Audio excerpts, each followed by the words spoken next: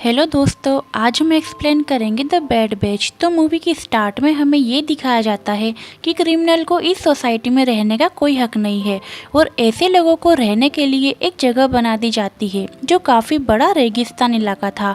और जो लोग बगावत करते थे उन लोगों का नाम होता है बैड बैचर्स और उनकी पहचान के लिए उन्हें स्पेशल नंबर दे दिए जाते हैं। उस एरिया में दो ग्रुप होते हैं, एक होता है नॉर्मल इंसानों का ग्रुप और दूसरा होता है कैनिबल्स का ग्रुप। फिर हम देखते हैं कि कुछ पुलिस ऑफिसर एक लड़की को यहाँ पर लेकर आते हैं और यहाँ पर हमें पता चलता है कि उस एरिया में 5000 से ज़्यादा लोगों को लाकर छोड़ा होता है। वो लोग वहाँ से भाग ना पाए इसीलिए उनके लिए स्टील नेट लगा दिया जाता है।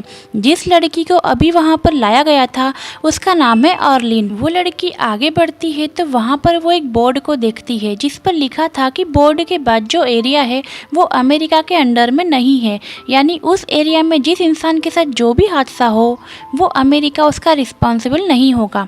आर्लिन के पास एक पेज होता है जिस पर लिखा हुआ था find the dream find the comfort. इस मैसेज में कंफर्ट वो जगह थी जहां डेजर्ट पर वो बेड बेचर्स रहते थे। कुछ दूर आने पर आर्लिन को एक कार दिखाई देती है जो कि खराब थी।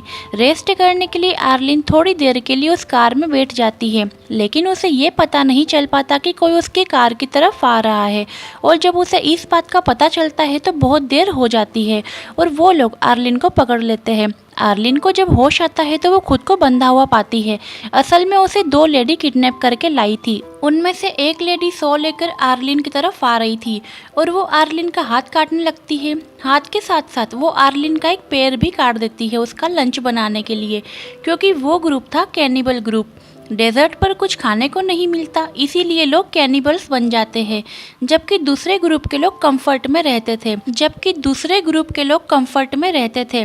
वहाँ कोई भी डेजर्ट में आता था तो कैनिबल्स उसे पकड़ लेते थे और उसे अपना खाना बना लेते थे। और ये कैनिबल्स खुद को बिल्कुल फिट रखते हैं, अपनी हेल्थ का बहुत ज़्यादा ख्याल रखते हैं। वहाँ पर बहुत सारे लोगों को इन्होंने प्रिजनर बनाया था और उनके हाथ पैर भी काट दिए गए थे।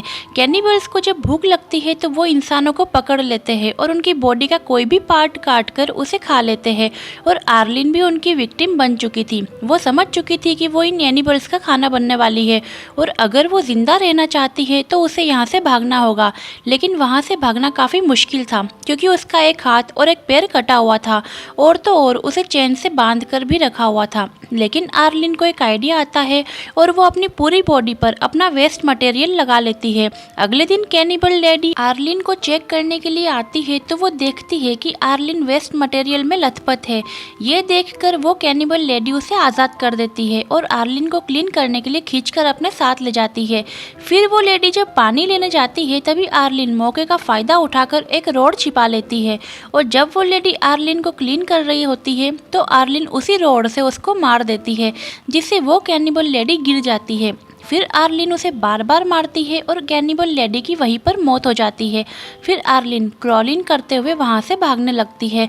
आगे जाकर उसे स्केटिंग बोर्ड मिलता है जिसके ज़रिए वो वहाँ से भाग सकती थी। वो डेजर्ट काफ़ी बड़ा था और आर्लिन थोड़ी दूर जाते ही थक जाती है। फिर उसे भूख और प्यास लगने लगती है।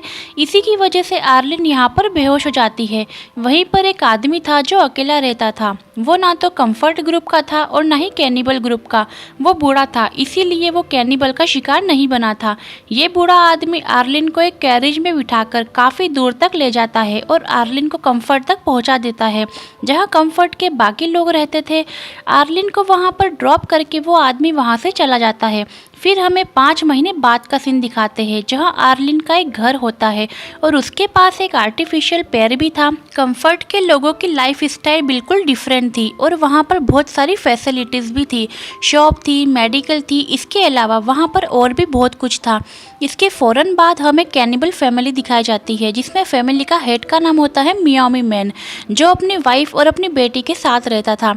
मियामी मैन बहुत अच्छा पेंटर था जो उस वक्त अपनी बेटी का स्केच बना रहा था। मियामी उस लड़की के पास जाता है जिसे उसने प्रिजनर बनाकर रखा हुआ था और वो उस लड़की की बॉडी के टुकड़े टुकड़े कर देता है डिनर करने के लिए। फिर वो फैमिली रात का खाना खाती है। अगले दिन हम देखते हैं कि आर्लिन बहुत सैड थी क्योंकि वो अपने हाथ और पैर को खोकर काफ़ी ज़्यादा दुखी होती है। उस टाइम वो अपनी बॉडी के पार्ट्स को बहुत मिस करती है। ये सोच रही थी कि अगर उसकी बॉडी पूरी होती तो वो कितनी अच्छी लगती। साथ साथ उसे कैनिबल्स पर गुस्सा भी आ रहा था, क्योंकि आखिर उन्हीं की वजह से वो ऐसी हुई थी। कैनिबल से बदला लेने के लिए वो एक गन लेती है और वहाँ से निकल जाती है। कंफर्ट से निकलने का एक दूसरा रास्ता भी होता है और वो दूसरे रास्ते को यूज़ करके वहाँ से निकलती है। मियामी की वाइफ घर का कुछ सामान लेने का सोचती है, इसीलिए वो अपनी बेटी को भी साथ ले जाती है। दोनों माँ बेटी पुराने सामान में से ज़रूरी सामान ढूंढते हैं। आर्लिन कुछ दूर से उन्हें देख लेती है और वो उन लोगों के पास जाती है। आर्लिन को जब ये बात पता चलती है कि वो दोनों कैनिबल है, तो वो डिसाइड करती है उन्हें मारने का। मियामी की वाइफ उसे कहती है कि प्लीज़ हमें जाने दो, हमने तुम्हारा कुछ नहीं बिगाड़ा है, मगर आर्लिन उसकी एक भी बात नहीं सुनती और वो कहती है कि मैंने भी तुम जैसे कैनिबल लोगों से अपनी जान की भीख मांगी थी, लेकिन उनको मुझ पर तरस नहीं आया, बल्कि उन्होंने मेरा एक हाथ ही काट दिया। ये कहते ही आर्लिन मियामी की वाइफ को शूट करके मार डालती है। मियामी की वाइफ जब मर जाती है तो उसकी बेटी को कुछ भी समझ नहीं आता कि उसकी माँ को क्या हुआ है, क्योंकि वो कुछ भी बोल नहीं रही थी। बच्चे को अकेला देखकर आर्लिन को उस पर तरस आ जाता है और वो डिसाइड करती है कि वो इस बच्ची को नहीं मारेगी। इस बच्ची को वो अपने साथ कंफर्ट एरिया में ले जाती है। इन दोनों को कंफर्ट जाते हुए एक आदमी देख लेता है। कंफर्ट में उस बच्ची को एक रैबिट पसंद आ जाता है, इसीलिए आर्लिन उस बच्ची के लिए वो रैबिट परचेस कर लेती है।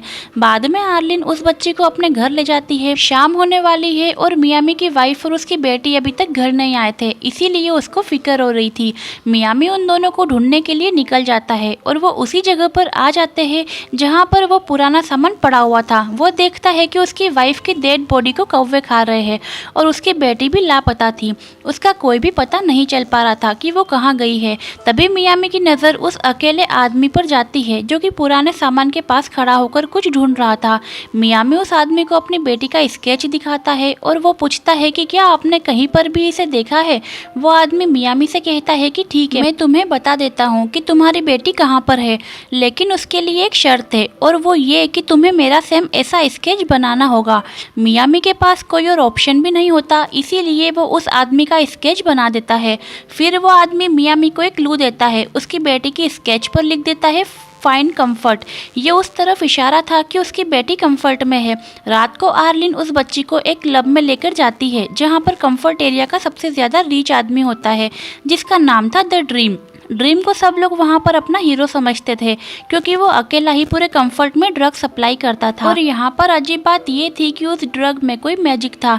जो भी आदमी उसको लेता था वो अलग ही दुनिया में पहुँच जाता था, उसका माइंड अलग ही डायरेक्शन में चला जाता था। ऐसा फील होता है कि जैसे इंसान ड्रीम में आ गया है, इसीलिए उस आदमी का नाम ड्रीम होता है। और तो और ड्रीम कंफर्ट का मेयर भी था। पार्टी में ड्रीम सबको ड्रग देता है, उस वक्त आर्लिन भी एक ड्रग ले लेती है। इसी दौरान मियामी की बेटी का रैबिट उसके हाथ से छूट जाता है और वो उसे लेने जाती है। इसी कोशिश में वो बच्ची आर्लिन से काफ़ी दूर चली जाती है। वो बच्ची ड्रीम के पास पहुंच जाती है और वो उसे अपने साथ ही ले जाता है।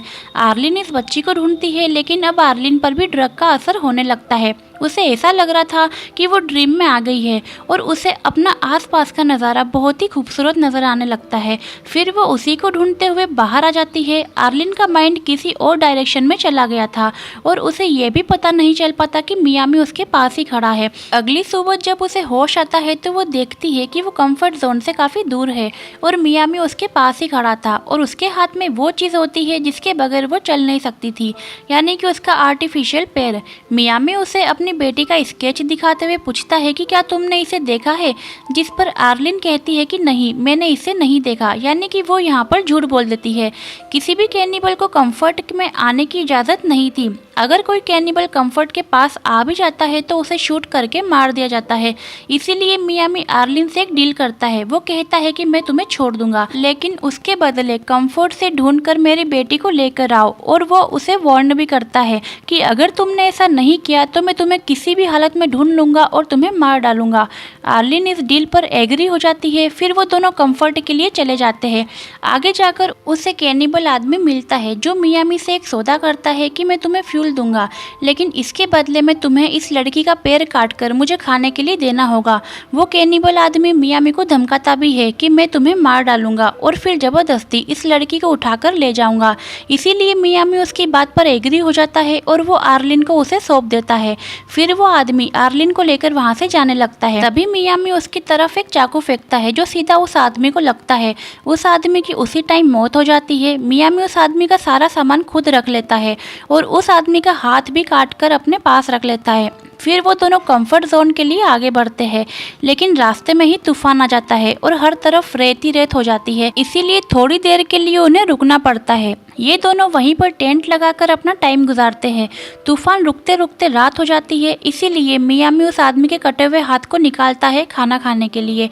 आर्लिन मियामी से पूछती है कि तुम कैनिबल यानी बेड बैचर्स कैसे बने। वो कहता है कि जब मैं 16 साल का था तो एक बोट के जरिए अमेरिका आ गया, क्योंकि मैं अमेरिका में अनऑथोराइज्ड पर्सन था। इसी वजह से मुझे बेड बैच बनाकर यहाँ भेज दिया गया। उन दोनों के साथ ही बहुत बुरा हुआ था, इसीलिए वो दोनों एक दूसरे के काफ़ी करीब आ चुके थे। लेकिन तभी कोई मियामी को गोली मारकर उसे जख्मी कर देता है। तभी वहाँ पर एक स्ट्रेंजर आ जाता है जो आर्लिन को कहता है कि वो उसके साथ चले। यहाँ पर आर्लिन सोचती है कि क्या मुझे मियामी के साथ रुकना चाहिए या उस आदमी के साथ जाना चाहिए, लेकिन लास्ट में वो उस आदमी के साथ जाने को ही प्रेफर करती है। वो कंफर्ट का आदमी था, इसीलिए उस आदमी के साथ कंफर्ट एरिया में आ जाती है। लेकिन कंफर्ट में आने के बाद उसे अच्छा नहीं लग रहा था। कंफर्ट में आकर वो खुश भी नहीं थी। वो उस टाइम को याद कर रही थी जब मियामी ने उसकी जान बचाई और उसका ख्याल रखा। जो टाइम उन्होंने साथ गुजारा था वो उसे बहुत मिस कर रही थी, क्योंकि वो मियामी को लाइक करने लगी थी। इसीलिए वो फैसला करती है कि वो मियामी के पास वापस चली जाएगी और उसी के साथ रहेगी। इसीलिए आर्लिन उसी जगह पर पहुंच जाती है। वहां पर उसे मियामी तो नहीं मिलता, लेकिन उसकी नोटबुक मिल जाती है जिस पर वो स्केच बनाता है। फिर वो उस नोटबुक को उठा लेती है और वापस कंफर्ट में आ जाती है। वो अकेला आदमी डेजर्ट में बिल्कुल अकेला बैठा हुआ था। तभी वो देखता है कि कुछ दूर पर बहुत सारे कौवे उड़ रहे हैं। वो पास जाकर चेक करने लगता है और वो देखता है कि यहाँ पर तो मियामी बेहोश पड़ा है। वो मियामी की मदद करता है और वो एक कौवे को पकड़ लेता है और मियामी को खिला देता है ताकि उसे थोड़ी बहुत ताकत मिल सके। दूसरी तरफ आर्लिन नोटबुक देखती है जिस पर डिफरेंट टाइप के स्केच बने हुए थे और उसमें एक स्केच मियामी की बेटी का होता है। आर्लिन फैसला करती है कि वो किसी भी सूरत में उसको ढूंढ लेगी। वो मियामी की बेटी का स्केच लेकर सारे कंफर्ट वालों से पूछती है कि क्या किसी ने उसे देखा, लेकिन किसी ने भी उस बच्ची को नहीं देखा था। आर्लिन अब थक जाती है तो वो एक जगह पर बैठ जाती है। फिर वो देखती है कि कुछ लेडीज ड्रीम के घर से बाहर आ रही थी। वहीं पर एक लेडी के साथ मियामी की बेटी थी। यहाँ पर हम जान पाते हैं कि असल में ड्रीम ने मियामी की बेटी को एडॉप्ट कर लिया था, क्योंकि उसकी कोई भी बेटी नहीं थी। अब फाइनली आर्लिन को पता चल जाता है कि आखिर मियामी की बेटी कहाँ पर है, लेकिन वो सोचती है कि मैं उस बच्ची को कभी भी वापस नहीं ला सकूंगी, क्योंकि ड्रीम बहुत ही पावरफुल आदमी है और उसके पास बहुत सारी अथॉरिटी है और वो ऐसा होने नहीं देगा। फिर उसे एक आइडिया आता है और वो ड्रीम के पैलेस में चली जाती है। पैलेस में बहुत सारी औरतें ड्रग्स बना रही थी। ड्रीम वहाँ पर आकर बताता है कि आज वो जो कुछ भी है वो इस ड्रग की वजह से है। आर्लिन कहती है कि मैं भी इन औरतों की तरह इस पैलेस में काम करना चाहती हूँ, जिस पर ड्रीम इस बात पर एग्री हो जाता है। एक लेडी आर्लिन को एक रूम में ले जाती है जहाँ आर्लिन वॉशरूम का बहाना बनाकर चुपके से अपने नकली पैर में से गन निकाल लेती है। फिर वो उस लड़की को गन पॉइंट पर लाकर कैदी बना लेती है और वो ड्रीम से कहती है कि अगर तुम बच्ची को छोड़ दोगे तो मैं इस लेडी को छोड़ दूंगी। वो लेडी ड्रीम की वाइफ थी, इसीलिए ड्रीम को उसकी बात मानना पड़ती है। उसके बाद आर्लिन उस लेडी और बच्ची को गाड़ी में बिठाकर वहाँ से जाने लगती है। कंफर्ट एरिया से बाहर आने के बाद आर्लिन उस लेडी को छोड़ देती है और वहां से जाने देती है। अब आर्मी और वो बच्ची डेजर्ट की तरफ आगे बढ़ते हैं। आगे जाकर उन्हें मियामी भी मिल जाता है जो उस आदमी की मदद से बहुत अच्छा फील कर रहा था। आर्लिन उस बच्ची को मियामी को दे देती है और वो मियामी को कहती है कि प्लीज मुझे भी तुम अपने साथ ले चलो। मियामी उससे कहता है कि ऐसा नहीं हो सकता। वो उसे बहुत ज्यादा समझाता है। वो कहता है कि हमारे दुनिया में तुम्हारे लिए मौत के सिवा और कुछ भी नहीं है, क्योंकि हम कैनिबल है और तुम किसी न किसी दिन कैनिबल का खाना बन सकती हो। इसीलिए तुम्हारे लिए बेहतर यही है कि तुम अपने कंफर्ट ग्रुप में चले जाओ। आर्लिन कहती है कि नहीं, मैं वापस नहीं जाऊंगी।